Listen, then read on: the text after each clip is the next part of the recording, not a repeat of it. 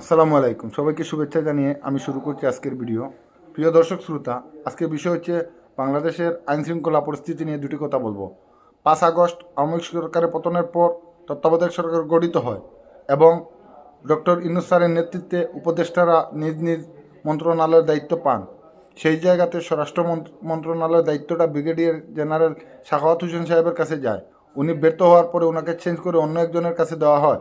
কিন্তু আজ পর্যন্ত বাংলাদেশের আইনশৃঙ্খলা পরিস্থিতি উন্নতি হচ্ছে না কেন, কিসের জন্য, এর জবাব এবং দায়ভার কার?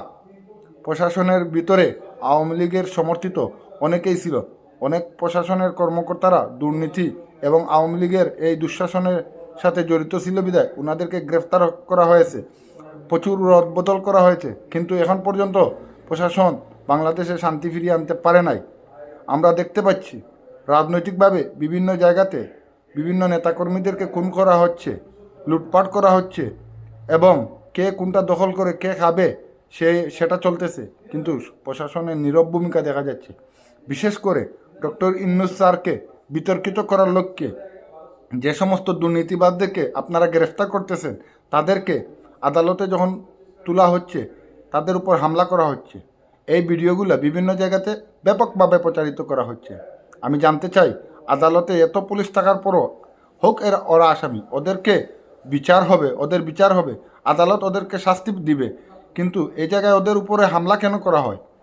ডিম চূড়া হচ্ছে, লাথি দেওয়া হচ্ছে।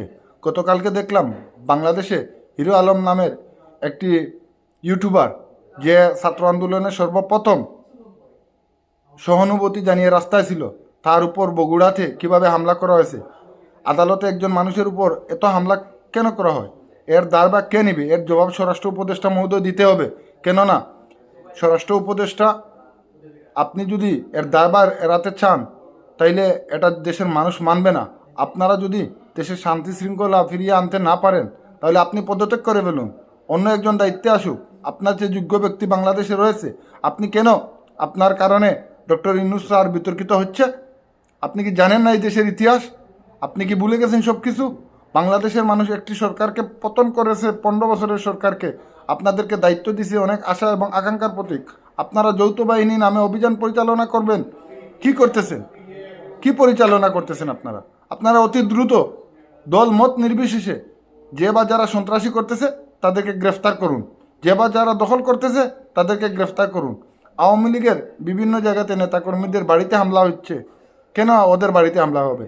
ওরা দুর্নীতি করেছে, ওরা নানান অপকর্ম করেছে, ওদেরকে আইনের হাতে তুলে দেন, ওদেরকে আইনের হাতে তুলে দেন। আপনি আমি তো ওদেরকে মারতে পারি না, আইন আমাদের হাতে নিতে পারি না। দেশে আইন আছে, আইনের শাসন প্রতিষ্ঠিত হবে। এখন সেই সরকার এখন আসছে, সবার আশার আকাঙ্ক্ষার প্রতিফলন ঘটবে।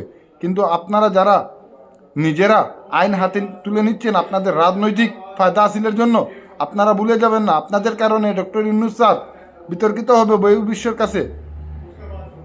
আপনারা এসব কি করতেছেন? এখনই বন্ধ করুন, আর হামলা বন্ধ করুন, লুটপাট বন্ধ করুন। বিশেষ করে যে সমস্ত রাজনৈতিক দলের নেতারা এইসব করতেছেন তাদের উদ্দেশ্যে বলতে চাই, ভাই, আপনাদের যদি এখন আওয়ামী লীগের আচরণ দেখে, আওয়ামী লীগের পালিয়ে যাওয়া দেখে যদি আপনাদের শিক্ষা না হয়, তাইলে মনে রাখবেন আপনাদের কপাল কিন্তু খুবই খারাপ। আগামীতে এই অবস্থা আপনাদেরও হতে পারে। আপনারা যা করতেছেন এটা দেশের জন্য এবং বহির্বিশ্বে আমাদের মান সম্মান ক্ষুণ্ণ হচ্ছে। আপনারা দয়া করে বন্ধ করুন, প্রশাসনকে সহযোগিতা করুন। এবং ছাত্র সমন্বয়ক ভাইদের উদ্দেশ্য করে বলবো, আপনারা বিভিন্ন জায়গাতে বিভিন্ন মানুষের সাথে মিটিং করতেছেন। আপনারা রাজনীতিতে আসলে রাজনীতি করবেন ভালো কথা, কিন্তু আপনারা এখন অন্ততপক্ষে দেশের আইন শৃঙ্খলা পরিস্থিতি ভালো করার জন্য, মানুষকে শান্তিতে থাকার জন্য এই তত্ত্বাবধায়ক সরকারের উপদেষ্টাদেরকে পরামর্শ দেন। সব জায়গাতে সবাই এগিয়ে আসেন যাতে দেশে শান্তি প্রতিষ্ঠিত হয়। দেশে বিশৃঙ্খলার সৃষ্টি হচ্ছে, কেননা আমাদের পার্শ্ববর্তী দেশে বিশৃঙ্খলা হচ্ছে। সেই বিশৃঙ্খলাটা আমাদের দেশে আসার সম্ভাবনা বেশি। আমি মনে করতেছি ভারতের মণিপুর রাজ্যের বিশৃঙ্খলা আমাদের দেশে চলে আসতে পারে। আমাদেরকে সাবধান হতে হবে, আইন শৃঙ্খলা পরিস্থিতি স্বাভাবিক করতে হবে এবং যেখানে সেখানে লুটপাট বন্ধ করতে হবে। তাই সবাইকে এগিয়ে আসুন, আইন শৃঙ্খলা বাহিনীদেরকে সহযোগিতা করুন এবং আইন শৃঙ্খলা বাহিনীদের প্রতি আমার অনুরোধ, আপনারা কঠোর হন। যেখানে যতটুকু কঠোর হওয়ার প্রয়োজন ততটুকু কঠোর হন।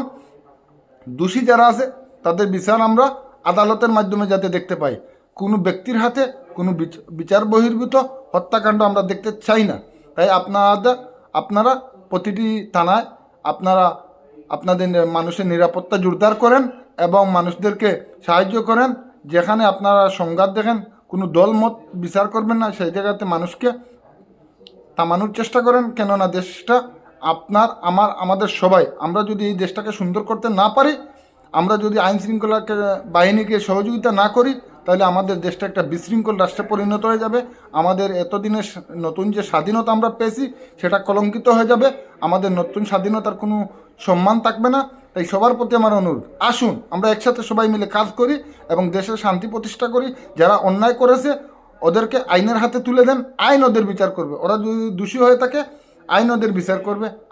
আমার যদি কোনো আক্রোশ থাকে, আইনের মাধ্যমে ওদেরকে আপনারা একটি মামলাতে চলে যান, মামলা দিয়ে দেন, আইন দেখবে।